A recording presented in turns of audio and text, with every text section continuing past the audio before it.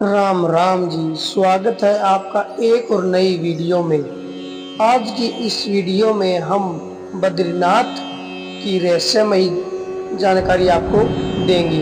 बने रहें वीडियो के अंत तक। हिंदुओं के 4 धामों में से एक बद्रीनाथ धाम भगवान विष्णु का निवास स्थल है। यह भारत के उत्तराखंड राज्य में अलकनंदा नदी के बाएं तट पर नर और नारायण नामक 2 पर्वत श्रेणियों के बीच स्थित है। गंगा नदी की मुख्य धारा के किनारे बसा यह स्थल हिमालय में समुद्र तल से 3050 मीटर की ऊंचाई पर स्थित है। आओ जानते हैं इसके रहस्य के बारे में। हिंदुओं के 4 धाम तीर्थ स्थलों के नाम है बद्रीनाथ, द्वारिका, जगन्नाथ, रामेश्वरम। ये 4 धाम प्रमुख है, लेकिन जब व्यक्ति बद्रीनाथ दर्शन करने जाता है तो उसे गंगोत्री, यमुनोत्री और केदारनाथ के दर्शन भी करने चाहिए। इन चारों को मिलाकर छोटा 4 धाम कहा गया है। केदारनाथ को जहाँ भगवान शंकर का आराम करने का स्थान माना गया है, वही बद्रीनाथ को सृष्टि का 8वां वैकुंठ कहा गया है, जहाँ भगवान विष्णु 6 महीने निद्रा में रहते हैं और 6 महीने जागते हैं। यहाँ बद्रीनाथ की मूर्ति शालाग्राम शिला से बनी हुई है, चतुर्भुज ध्यान मुद्रा में है। यहाँ नर नारायण विग्रह की पूजा होती है और अखंड दीप जलता है, जो कि बद्रीनाथ का नाम इसलिए बद्रीनाथ है क्योंकि यहाँ प्रचुर मात्रा में पाई जाने वाली जंगली बेरी को बद्री कहते हैं। इसी कारण इस धाम का नाम बद्री पड़ा।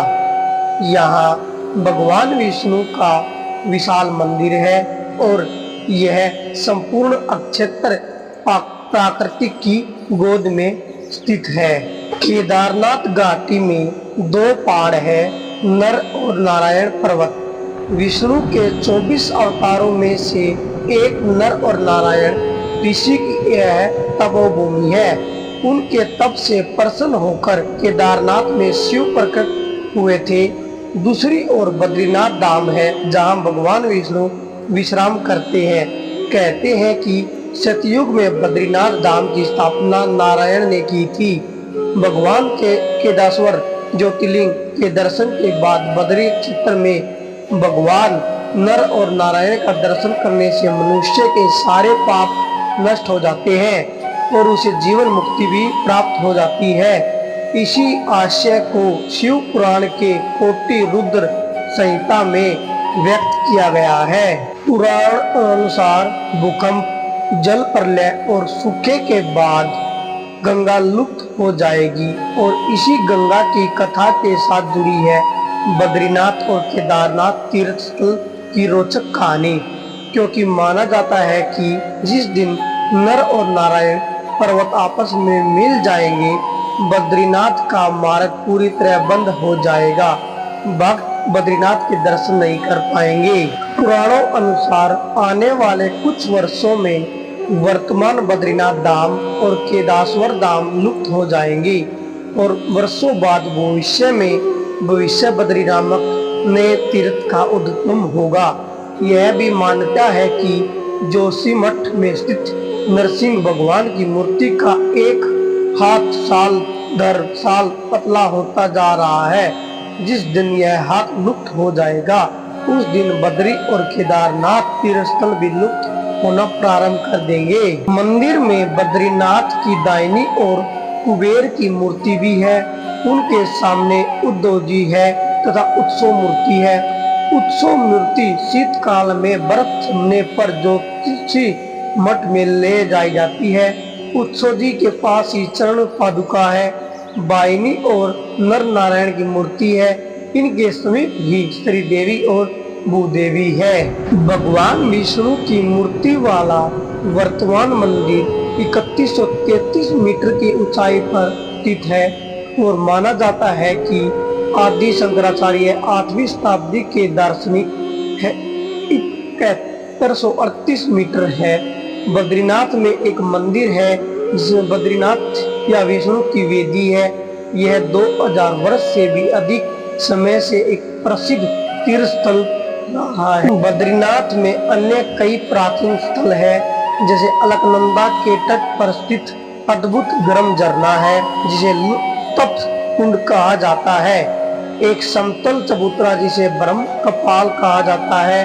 पौराणिक कथाओं में उल्लेखित एक कथित छाप वाला एक शिलाखंड शेष नेत्र है। भगवान विष्णु के पैरों के निशान है। चरण पादुका बद्रीनाथ में से नजर आने वाला बर्फ से ढका ऊंचा शिखर नीलकंठ, जो गढ़वाल क्वीन के नाम से भी पौराणिक कथाओं और यहाँ की लोक कथाओं के अनुसार यहाँ नीलकंठ पर्वत के समीप भगवान विष्णु ने बाल रूप में अवतरण किया था। कहते हैं भगवान विष्णु जी अपने ध्यान योग और विश्राम हेतु एक उपयुक्त स्थान खोज रहे थे और उन्हें अलकनंदा नदी के समीप यह स्थान बहुत भा गया।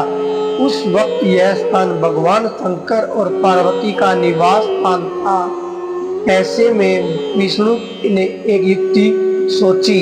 एक दिन शिव और पार्वती भ्रमण करने के लिए बाहर निकले और जब वे वापस लौटे तो उन्होंने द्वार पर एक नन्हे शिशु को रोते हुए देखा। माता पार्वती की ममता जाग उठी। वह उस शिशु को उठाने लगी, तभी शिव ने रोका और कहा कि उस शिशु को मत छुओ। पार्वती ने पूछा क्यों? शिव बोली है कोई अच्छा शिशु नहीं है। सोचो यहाँ अचानक कैसे और कहां से आ गया। दूर तक कोई इसके माता पिता नजर नहीं आते। यह कोई बच्चा नहीं बल्कि मायावी लगता है। लेकिन माता पार्वती नहीं मानी और वह बच्चे को उठाकर घर के अंदर ले गई। पार्वती ने बच्चे को चुप कराया और उसे दूध पिलाया। फिर वह बच्चे को वहीं सुलाकर शिव के पास के साथ नजदीक के एक गर्म झरने में स्नान करने के लिए चली गई। जब वे दोनों वापस लौटे तो उन्होंने देखा कि घर का दरवाजा अंदर से बंद था। पार्वती ने शिव से कहा अब हम क्या करें? शिव ने कहा यह तुम्हारा बालक है, मैं कुछ नहीं कर सकता। अच्छा होगा कि हम कोई नया ठिकाना ढूंढ लें, क्योंकि अब यह दरवाजा नहीं खुलने वाला है और मैं बलपूर्वक इस दरवाजे को नहीं खोलूंगा। कहते हैं कि शिव और पार्वती वह स्थान छोड़कर केदारनाथ चले गए और वह बालक जो भगवान विष्णु थे वही जमे रहे। इस तरह भगवान विष्णु ने जबरन बद्रीनाथ को अपना विश्राम स्थान बनाया था। जब भगवान विष्णु ध्यान योग में लीन थे तो बहुत अधिक हिमपात होने लगा। भगवान विष्णु और उनका घर हिम में पूरी तरह डूबने लगा। यह देखकर माता लक्ष्मी का व्याकुल हो उठी। तब उन्होंने स्वयं भगवान विष्णु के समीप खड़े होकर एक बेर के वृक्ष का रूप लिया और समस्त हिम को अप देख कर कहा कि हे देवी, तुमने भी मेरे ही बराबर तप किया है, सो आज से इस दाम पर मुझे तुम्हारे ही साथ जा जाएगा। और क्योंकि तुमने मेरी रक्षा बद्री वृक्ष के रूप में की है, सो आज से मुझे बद्री के नाम से जाना जाएगा।